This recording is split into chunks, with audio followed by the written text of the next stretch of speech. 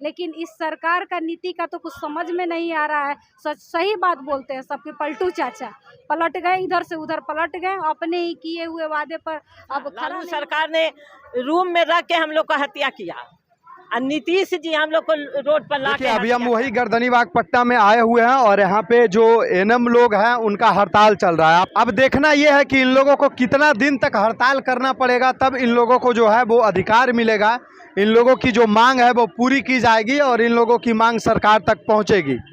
तो आइए हम कुछ लोगों से बात करते हैं। आप लोग ये प्रदर्शन किस लिए कर रहे हैं? हम लोग की जो वैकेंसी थी 7/22 उसको नियमित जिस नियमावली के अनुसार 2018 की नियमावली के अनुसार ये वैकेंसी निकाली गई थी, उसके अनुसार इस नियमावली को पूरा किया जाए।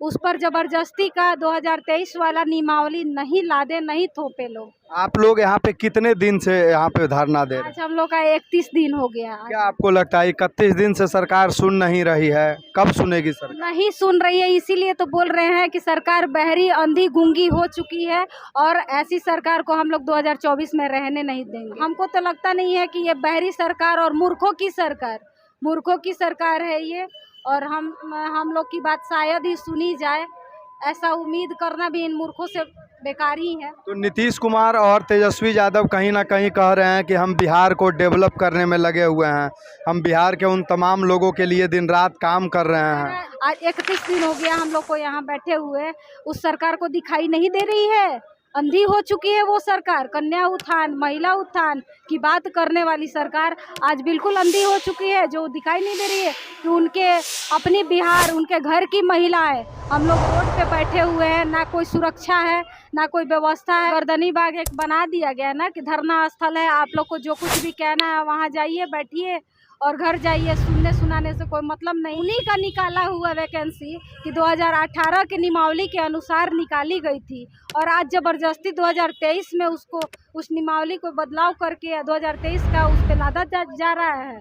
हम लोग को गुमराह किया जा रहा है। सारा जीवन हम लोगों ने जॉब में समर्पण कर दिया। अब समय है, आप खुद से सोचिए कि हम लोग के पास समय है क्या? सुबह उठना, बच्चों को देखना, खाना बनाना, उन लोग को स्कूल भेजना, फिर ड्यूटी चले जाना, फिर वहाँ से लौट कर आना, फिर से वही घर के कामों में उलझ जाना। हम लोग पढ़ने का टाइम कहाँ है जो हम लोग कंप्यूटर बेस्ड टेस्ट हम लोग पास करें? बताइए। हम लोग संविदा पर 9 साल से 10 साल से हम लोग काम किए, बस एक ही उम्मीद में कि 5 साल हम लोग का पूर जाएगा तो हम लोग को सरकारी हो जाएंगे, सरकारी कर्मी में हम लोग की गिनती होगी। लेकिन इस सरकार का नीति का तो कुछ समझ में नहीं आ रहा है। सही बात बोलते हैं सबके पलटू चाचा, पलट गए, इधर से उधर पलट गए, अपने ही किए हुए वादे पर अब खरा नहीं उतर रहे हैं। आप लोग लगातार यहाँ पे 31 दिनों से प्रदर्शन कर रहे हैं, उसके बावजूद भी सरकार आप लोगों की बात नहीं सुन रही है, तो इस सरकार को आप क्या कहना चाहेंगे?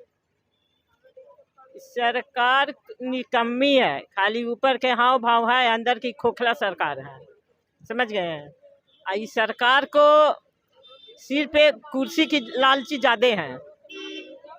यानी 2022 में जब वैकेंसी निकला था तो वो समय जदयू का बीजेपी की सरकार थी, तो उस समय वैकेंसी निकाला, स्वास्थ्य मंत्री थे मंगल पांडे।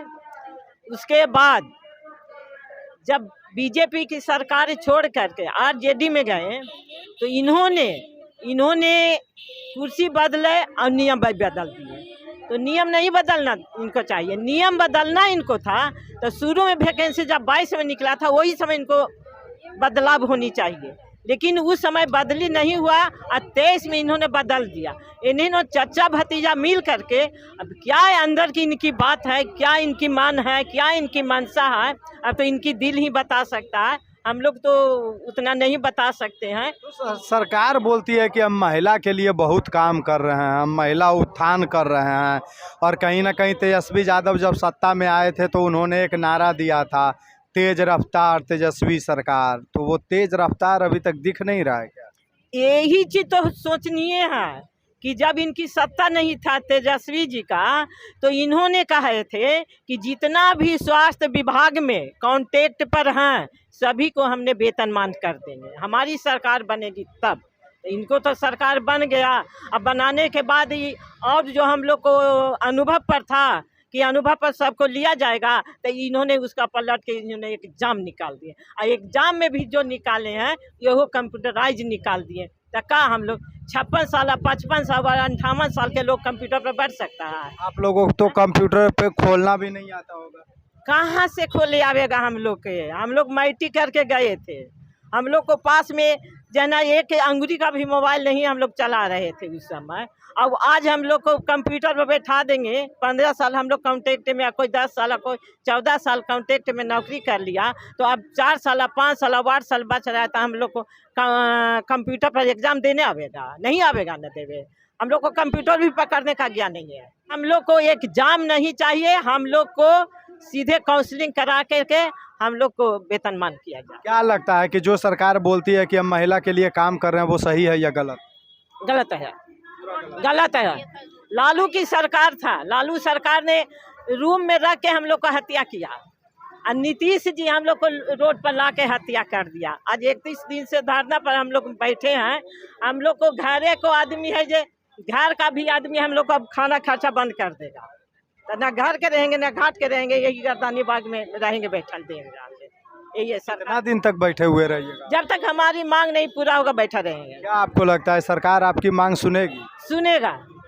कब सुनेगा? अंत भला तो सब भला। कब सुनेगा? सुनेगा, वक्त आवेगा, समय बदलेगा। नहीं सुनेगा तो आप लोग क्या कीजिएगा?